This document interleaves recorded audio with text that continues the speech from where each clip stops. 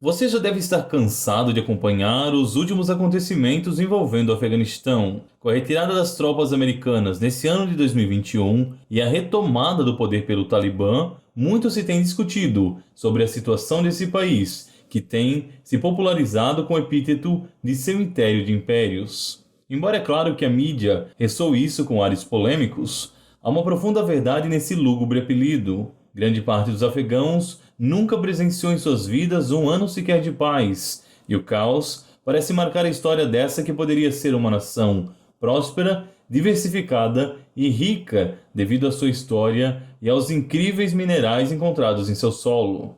Nesse vídeo vamos mostrar, sem rodeios e sem enviesamentos ideológicos, porque o Afeganistão vem sido desde os séculos uma das nações mais importantes e ao mesmo tempo mais conturbadas da humanidade.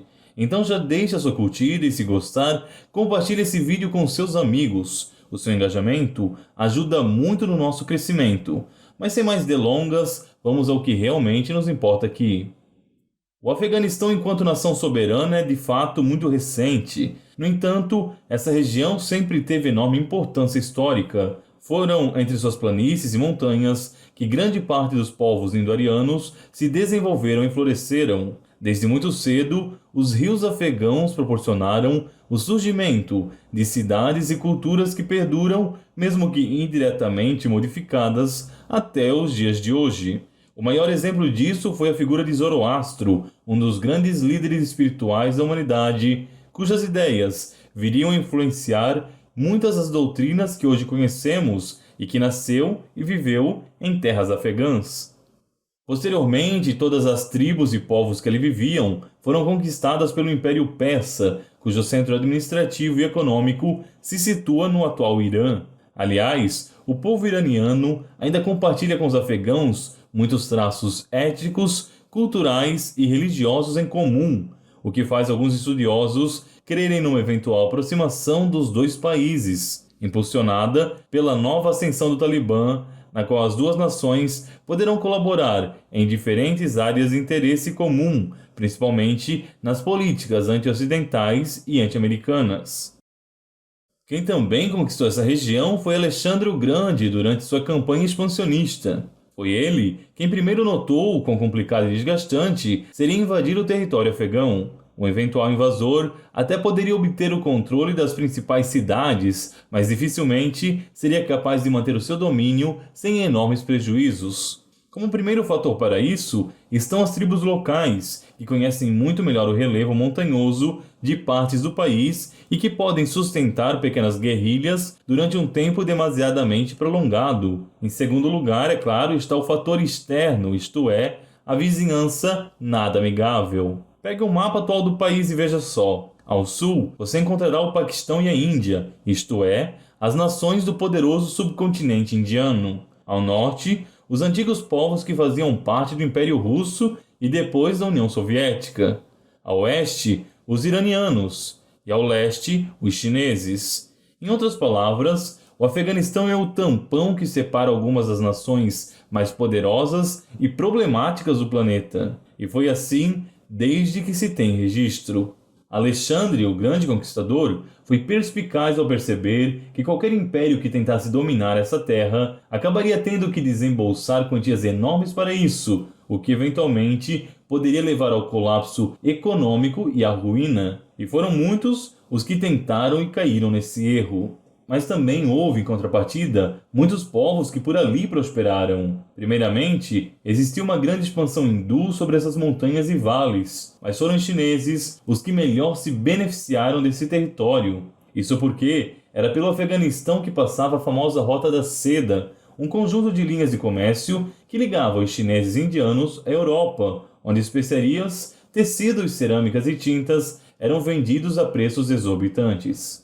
Durante o domínio chinês, o povo que vivia entre os vales e montanhas desse entorno enriqueceu de forma considerável. Foi ali também que se desenvolveram grandes mosteiros e povos budistas, já que o território do Afeganistão serviu também como rota de expansão dessa filosofia da Índia à China e também ao Tibete. Até hoje, muitos lembram-se com tristeza das enormes estátuas dos Budas de Bamiyan, patrimônio da humanidade, e que foram completamente destruídas por muçulmanos extremistas, pondo um trágico fim a obras e arte que tinham séculos de existência. Mas essa glória de alguns povos é frequentemente tida como momentos fugazes e raros na história dessa nação. Muito mais que trazer prosperidade, o Afeganistão colaborou para o enfraquecimento de tantos impérios como já vimos, e até os poderosos mongóis encontraram nessa terra resistência e dificuldade. Um dos casos mais recentes foi a disputa travada entre o Império Russo e a Índia, na época sob o controle britânico. Os ingleses saíram vitoriosos do terrível cabo de guerra, mas seus gastos e perdas foram tão significativos que até hoje muitos historiadores apontam o envolvimento com o Afeganistão como uma das causas de seu declínio enquanto império. Posteriormente, também a União Soviética tentou intervir para manter o Partido Socialista Afegão no poder. As consequências foram tão catastróficas que o país terminaria dissolvido menos de 40 anos depois.